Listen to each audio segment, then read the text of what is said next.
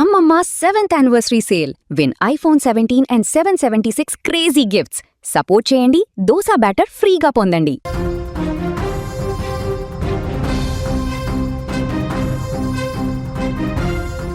IPL 2026 ఫైనల్లో ఓటమితో నిరాశలో ఉన్న గుజరాత్ టైటాన్స్ జట్టుకు పెను ప్రమాదం త్రుటిలో తప్పింది.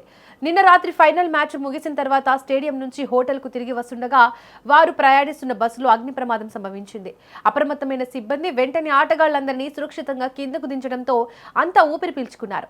అహ్మదాబాద్లోని నరేంద్ర మోడీ స్టేడియంలో రాయల్ ఛాలెంజర్స్ బెంగళూరుతో జరిగిన ఫైనల్ మ్యాచ్లో గుజరాత్ టైటాన్స్ 5 వికెట్ల తేడాతో ఓటమి పాలైంది. మ్యాచ్ అనంతరం హోటల్కు వెళ్తుండగా బస్సులో షార్ట్ సర్క్యూట్ కారణంగా మంటలు చెలరేగాయి. ఈ ఘటనతో ఆటగాళ్లు దాదాపు గంట పాటు రోడ్డుపైనే చిక్కుకుపోయారు. ఎలాంటి హాని జరగకపోవడంతో యాజమాన్యం అభిమానులు ఊపిరి పీల్చుకున్నారు. పోస్ట్ మ్యాచ్ ప్రెజెంటేషన్ అనంతరం జట్టు ఆటగాళ్లు తాము బస చేసిన హోటల్కు బస్సులో వెళ్తున్నప్పుడు మంటలు చెలరేగాయి. సమాచారం అందిన వెంటనే పోలీసులు సంఘటనా స్థలానికి చేరుకున్నారు.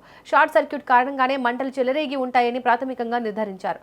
తొలుత బస్సు డాష్ బోర్డు నుంచి పొగ వెలువడింది.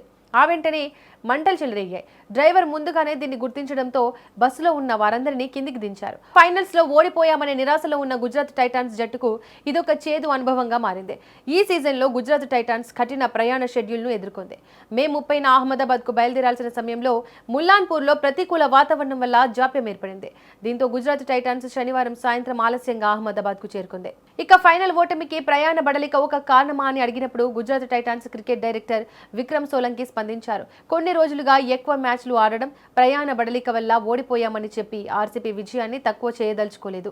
అది మా పద్ధతి కాదు అని ఆయన స్పష్టం చేశారు. తాము 155 స్కోర్ తక్కువే అయినప్పటికీ మా బౌలర్లు గట్టిగా పోరాడారు. కొన్నిసార్లు ప్రత్యర్థి జట్టు కూడా అద్భుతంగా ఆడుతుందని అంగీకరించాలి అని ఆయన వివరించారు. వరుస ప్రయాణాలు, ప్రతికూల వాతావరణం కారణంగా ఫైనల్ కు ఆలస్యంగా అహ్మదాబాద్ చేరుకున్న గుజరాత్ టైటన్స్ కు ఈ అగ్ని ప్రమాదం మరింత ఆందోళన కలిగించింది.